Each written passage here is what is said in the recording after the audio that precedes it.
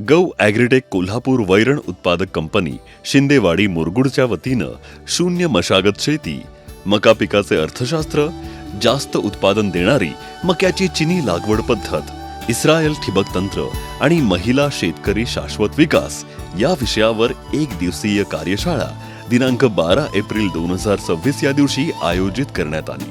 अध्यक्षस्थानी सावर्डे बुद्रुक येथील प्रगतिशील महिला शेतकरी सौ विद्या पाटील होत्या। यावेळी 40 गावातील 100हून अधिक शेतकरी कार्यशाळेत सहभागी झाले। ज्येष्ठ प्रगतशील शेतकरी प्रतापराव चिपळूणकर, निसर्गमित्र कोल्हापूर संस्थेचे अनिल चौगुले हे मान्यवर प्रमुख मार्गदर्शक होते।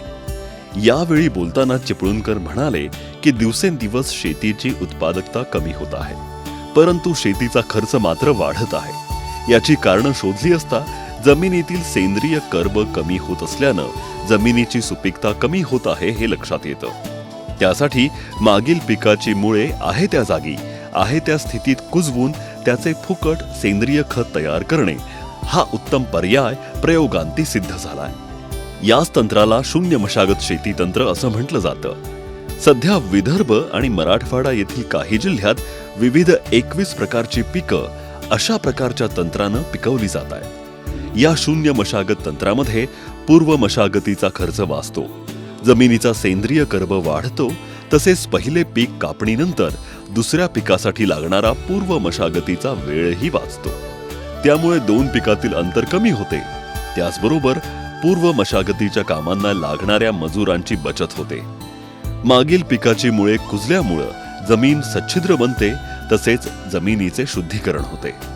जास्तीत जास्त शेतकऱ्यांनी शून्य मशागत तंत्राचा वापर करून आपली शेती सोपी, कमी खर्चाची, कमी कष्टाची आणि जास्त उत्पादन देणारी बनवावी असं आवाहन केलं। गौ ॲग्रीटेक कोल्हापूर वैरण उत्पादक कंपनीच्या वतीनं मुरगुड परिसरातील 40 गावात अशा पद्धतीने मका पीक करण्यासाठी शेतकऱ्यांना प्रोत्साहन दिले जात आहे।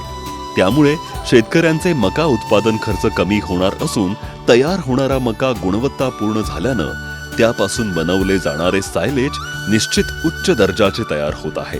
अशा सायलेजच्या वापरानं जनावरांची दूध वाढ तसेच फॅट आणि SNF मध्ये वाढ होत आहे। कार्यशाळेत मका पिकाचे अर्थशास्त्र समजावून सांगताना कंपनीचे चेअरमन योगेश खराडे यांनी शून्य मशागत तंत्राद्वारे कमी खर्चात मका लागवड करून आपल्या परिसरात वर्षातून किमान 2 मका पिके घेतली जाऊ शकतात। म्हणजे 6 महिन्यात किमान 1 लाख ते 1,20,000 रुपये इतका नफा शेतकऱ्यांना मिळत असल्याचे सांगितले। लवकरच आपल्या कोल्हापूर वैरण उत्पादक कंपनीचे कृषी सेवा केंद्र सुरू करत असून त्यामार्फत विविध वैरणीची बी बियाणे, कीटकनाशके, तणनाशके असा एकत्रित संच उपलब्ध करून देणार असल्याचे सांगितले।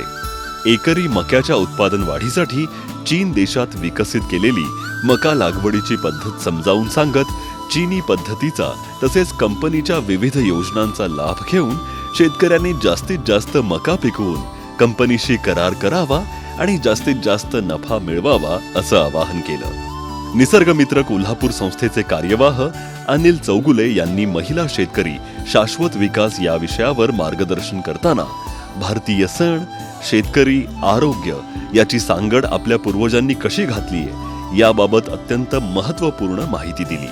तसेच आपल्याला आणि आपल्या पशुधनाच्या आहारासाठी लागणारी विविध झाडे झुडपे कोणकोणती असावीत, ज्यामुळे नैसर्गिकरित्या उच्च गुणवत्तेचे दूध निर्माण होईल याबाबत सविस्तर माहिती दिली।